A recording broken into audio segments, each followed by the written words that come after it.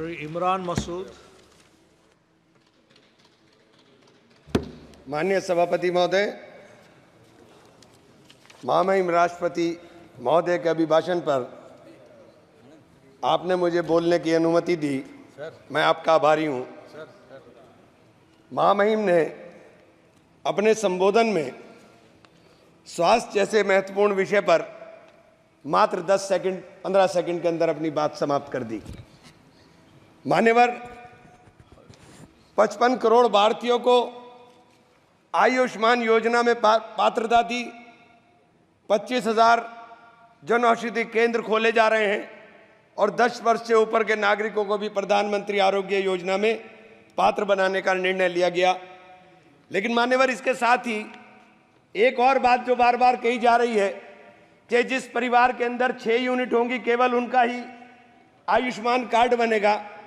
एक तरफ जनसंख्या नियंत्रण की बात होगी और दूसरी तरफ जिनके ज्यादा बच्चे होंगे केवल उनका ही आयुष्मान कार्ड बनने का काम होगा।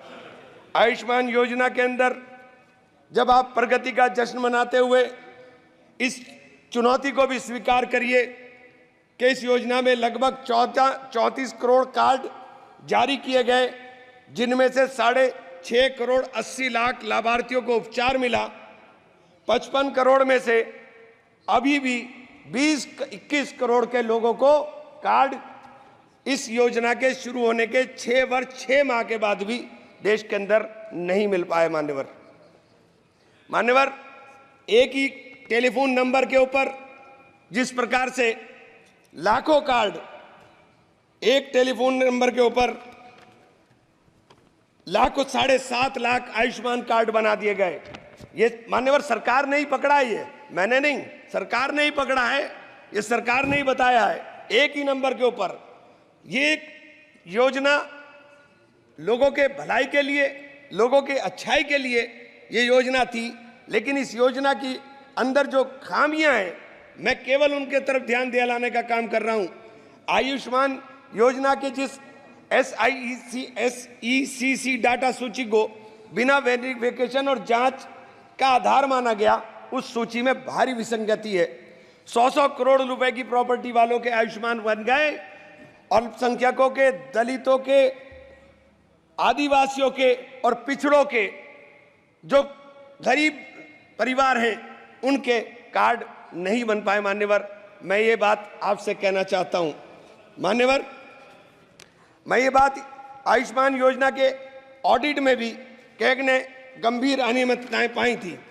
माननीय अध्यक्ष जी, हेल्थ सर्विसेज हमारे देश के लिए, चूंकि जिस देश का नौजवान स्वस्थ होगा, जिस देश का नौजवान स्वस्थ होकर के काम करेगा, वही देश तरक्की करेगा। स्वास्थ्य के ऊपर जब आप बात करते हैं कि हमने 315 मेडिकल कॉलेज नए बना दिए, लेकिन उन मेडिकल कॉलेज के अंदर क्या मानकों के अनुरूप आपने जो उपकरण है उनको उपलब्ध कराने का काम किया, या उन मानकों के अनुरूप आपने डॉक्टर उपलब्ध कराने का काम किया? मान्यवर, मेरे यहाँ शेखुल मेडिकल कॉलेज बनाया गया, 10 साल हो गए उस मेडिकल कॉलेज को, लेकिन आज तक उस मेडिकल कॉलेज के भवन हस्तांतरित नहीं हुआ। और जब भवन हस्तांतरित नहीं हुआ तो अनुरक्षण का पैसा नहीं मिला। मान्यवर, 10 साल तक जिसके ऊपर मेंटेनेंस ना हो, उस भवन को बताइए उसकी स्थिति क्या हो गई हो। मेडिकल कॉलेज बना दिया है, लेकिन मेडिकल कॉलेज के अंदर डॉक्टर नहीं है, एक भी सुपर स्पेशलिटी विभाग नहीं है। आप कह रहे हैं मेडिकल कॉलेज है, कोई सुपर स्पेशलिटी नहीं है। और जब सुपर स्पेशलिटी नहीं है तो फिर मरीजों को बाहर जाना पड़ेगा। मान्यवर, बड़ा चारों तरफ से घिरा हुआ 3-3, 4-4 प्रदेश से घिरा हुआ क्षेत्र है मेरा। जब मेरे जैसे क्षेत्र जो समृद्ध क्षेत्रों के अंदर भी लगता है, वहां पर उस मेडिकल कॉलेज का, सरकारी मेडिकल राजकीय मेडिकल कॉलेज का ये हाल है, तो देश के अंदर क्या होगा? मान्यवर, इस तरफ ध्यान देने की जरूरत है। इसी प्रकार से आपने विश्वविद्यालय का है, विश्वविद्यालय मेरे आशा कुमरी विश्वविद्यालय खोला गया, 4 साल हो गए, लेकिन आज तक शैक्षणिक सत्र पूरा तरीके से स्टार्ट नहीं हो पाया। मान्यवर, पूरी बिल्डिंग आज तक नहीं बन पाई। मान्यवर, पूरा पैसा नहीं मिल पाया। आपके केंद्रीय विश्वविद्यालयों में जिस प्रकार के 45 केंद्रीय विश्वविद्यालयों में 30% से अधिक शिक्षण पद खाली पड़े हुए। मान्यवर, 30% से अधिक। एएमयू एक बहुत बड़ा शिक्षण संस्थान है जहां शिक्षकों का अभाव है, उसका फंड लगातार काटा जा रहा है। किशनगंज के अंदर उसकी जो ब्रांच थी वो ब्रांच ऑलमोस्ट बंद होने के कगार पर आ गई। मान्यवर, इन संस्थाओं से गरीबों के बच्चे पढ़कर निकल रहे हैं। मैं आपके ध्यान इस तरफ जरूर दिलाना चाहूंगा कि जब नीट की परीक्षाएं कैंसिल हो जाएं, जिस प्रकार से बार बार पर्चे लीक हो जाएं, तो सरकार को इन चीजों के ऊपर ध्यान देने की जरूरत है। मान्यवर, देश का नौजवान आज परेशान है, चाहे वो अग्निवीर के नाम पर हो, चाहे वो नीट के नाम पर हो, और चाहे वो उद्योग धंधों के नाम पर हो। जब आप उद्योग धंधों की बात करते हैं, आप कहते हैं कि हमारी सरकार 5 ट्रिलियन इकोनॉमी की तरफ जा रही है, लेकिन मान्यवर ये नहीं बताने का काम करते कि 5 ट्रिलियन इकोनॉमी के लिए 10% से अधिक की ग्रोथ रेट चाहिए। आपकी ग्रोथ रेट क्या है साथ मान्यवर, जब मैं आपका ध्यान इस रोजगार के एक गंभीर विषय की तरफ रखूंगा, राष्ट्रीय सांख्यिकी मंत्रालय NSO द्वारा असंगठित क्षेत्र में उद्यमों के सालाना सर्वे में जो चौंकाने वाला तथ्य है वो ये है मान्यवर के जुलाई 2015 से सितंबर 2023 के बीच भारत में लगभग 18 लाख फैक्ट्रियां बंद हुई हैं, जिसमें 54 लाख से अधिक लोगों की नौकरियां चली गईं। विनिर्माण क्षेत्र में असंगठित व्यक्तियों की संख्या 157 लाख से घटकर 178.2 रह गई, जो 9.3% गिरावट है।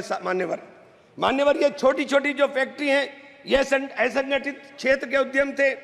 इन असंगठित क्षेत्र के अंदर कुल 10 करोड़ 96 लाख लोग काम कर रहे हैं। मान्यवर, ये सरकार के आंकड़े हैं।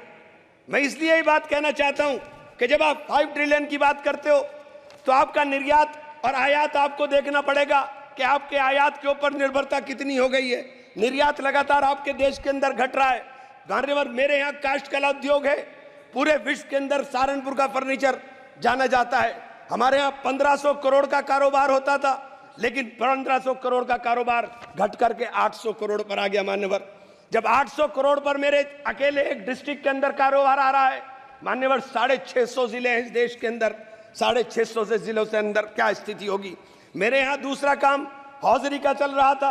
हौजरी का भी पूरा का पूरा देश के अंदर हमारी यहाँ से सप्लाई होती है, लेकिन हौजरी के उद्योग के लिए हमारे यहाँ किसी प्रकार का कोई नहीं। अगर टेक्सटाइल पार्क, मान्यवर मेरी मेडन स्पीच है और आपसे अनुरोध है कि मुझे कम से कम 5 मिनट दे दे, कम से कम।